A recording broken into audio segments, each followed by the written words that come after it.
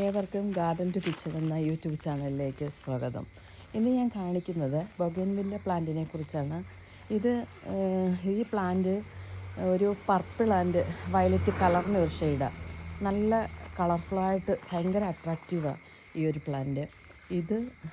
ഞാൻ ഒരു വർഷമായിട്ട് ഇതിനെ വാങ്ങിയിട്ട് എന്നിട്ട് അത് ഞാൻ നല്ലതായിട്ട് കെയർ ചെയ്യുന്നുണ്ട്. ഇതിന് ഏറ്റവും അത്യാവശ്യം എന്ന് പറയുന്നത് നല്ല സൺലൈറ്റ് കിട്ടുന്ന സ്ഥലത്ത് നമ്മൾ വെക്കുക എന്നുള്ളതാണ്. നമ്മൾ കൂടുതൽ യൂട്യൂബ് ചാനൽ കാണുന്നവർക്കെല്ലാം അറിയാം ബൊഗൻവില്ലയുടെ കെയറിങ്ങും നമ്മളെങ്ങനെ അതിനെ കെയർ ചെയ്യണമെന്നൊക്കെ നമ്മളെപ്പോഴും കാണുന്നുണ്ട്. പക്ഷേ എൻ്റെ കയ്യിൽ ഞാനതൊക്കെ ഒരുപാട് യൂട്യൂബ് ചാനൽ കണ്ടിട്ടാണ് ഞാനിത് സ്റ്റാർട്ട് ചെയ്തത്.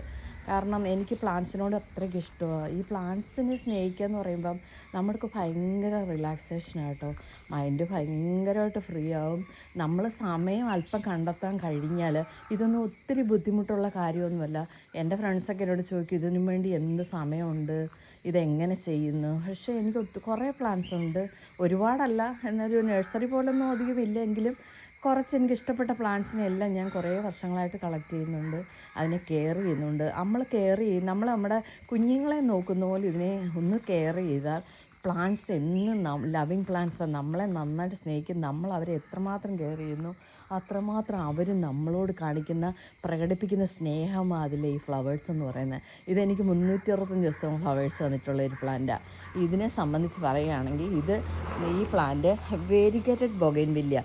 ഇത് ഒരു ക്രീം കളറും പിന്നെ ഇതിന് ഒരു ഗ്രീനും കൂടെ കലർന്ന് എൻ്റെ ലീഫിൽ നോക്കുമ്പോൾ നമുക്ക് കാണാം.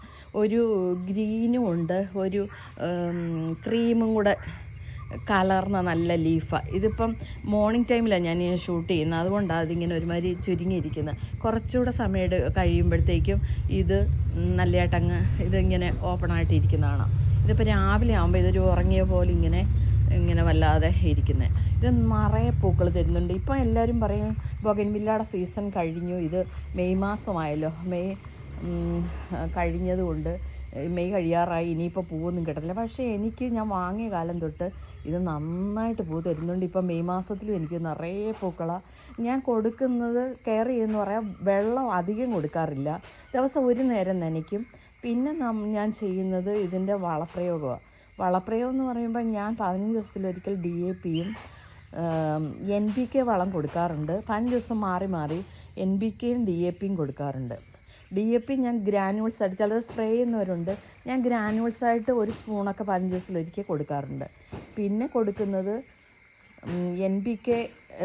അതിൽ നമ്മൾ നൈട്രജൻ്റെ അളവ് കൂടുതൽ കൊടുത്താൽ എൻ്റെ ലീഫിനായിരിക്കും ഗ്രോത്ത് കൂടുതലായിട്ട് വരുന്നത്. അതുകൊണ്ട് നമ്മൾ ലീഫിൻ്റെ ഗ്രോത്ത് അല്ലല്ലോ നമുക്ക് ആവശ്യം എപ്പോഴും ഫ്ലവേഴ്സാണ്. നമുക്ക് എപ്പോഴും ഫ്ലവേഴ്സ് കിട്ടി അത്രയും നമ്മൾ ഹാപ്പി ആയിട്ടിരിക്കും. അതുകൊണ്ട് ഞാൻ കൂടുതലും ഇതിന് NPK കൊടുക്കുമ്പം ഫോസ്ഫറസിൻ്റെ കണ്ടൻറ്റ് കൂടുതലുള്ളത്.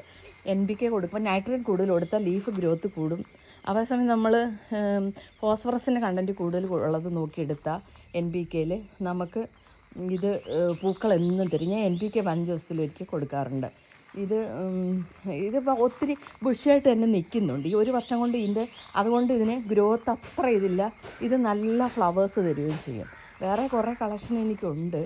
കുറേ കളക്ഷൻ ഉള്ളത് ഒരു ഇതുപോലെ ഒരു ഓറഞ്ച് ഷെയ്ഡുള്ളത്, അതൊക്കെ പൂവുണ്ട്. പൂ തരാതിരിക്കത്തില്ല, എനിക്കെപ്പോഴും പൂ കിട്ടുന്നുണ്ട്.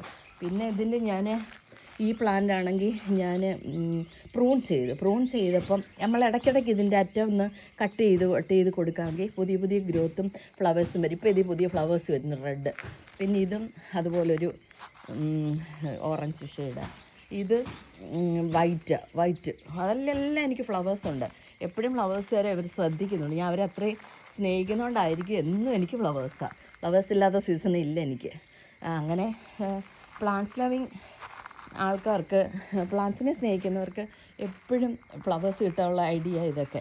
നല്ല സൺലൈറ്റ് കിട്ടുന്ന സ്ഥലത്തും വയ്ക്കുക, വെള്ളം കുറച്ച് കൊടുക്കുക, ഒരു നേരം മാത്രം നന കൊടുക്കുക. അപ്പോൾ ധാരാളം പൂക്കൾ നമുക്ക് കിട്ടും. എല്ലാവരും ഇതൊക്കെ കുറേ സമയം നമ്മൾ സ്പെൻഡ് ചെയ്യാറുണ്ടല്ലോ, നമ്മുടെ മനസ്സിന് എന്തോരം സന്തോഷമാണ്. നമ്മൾ ടെൻഷൻ ഫ്രീ ആയിട്ടിരിക്കും. എന്തെല്ലാം വിഷയം നമ്മുടെ ജീവിതത്തിൽ കടന്നു വന്നാലും നമ്മൾ ഇതിൻ്റെ കൂടെയൊക്കെ സമയം സ്പെൻഡ് ചെയ്യുമ്പോൾ ഇത് നമ്മളെ എത്രത്തോളം തിരിച്ച് സ്നേഹിക്കുന്നതായിട്ട് കാണാം. എൻ്റെ അനുഭവം കൊണ്ട് പറഞ്ഞതാണ്. പിന്നെ മറ്റു ചെടികളൊക്കെ ഉണ്ട്. ഓരോ ദിവസവും ഓരോ ചെടികളായിട്ട് ഞാൻ നിങ്ങളെ കാണിക്കുന്നതായിരിക്കും. എനിക്കൊരു കുറച്ച് ചെടികളുടെ കളക്ഷനുണ്ട്. അതൊക്കെ ഓരോ ദിവസമായിട്ട് ഞാൻ നിങ്ങളെ കാണിക്കാം. അപ്പോൾ എല്ലാവരും എൻ്റെ ചാനൽ കാണുകയും സബ്സ്ക്രൈബ് ചെയ്യുകയും ഷെയർ ചെയ്യുകയൊക്കെ ചെയ്യണം കേട്ടോ. അപ്പോൾ അടുത്തൊരു വീഡിയോ ആയിട്ട് നമുക്ക് വീണ്ടും കാണാം. ബൈ.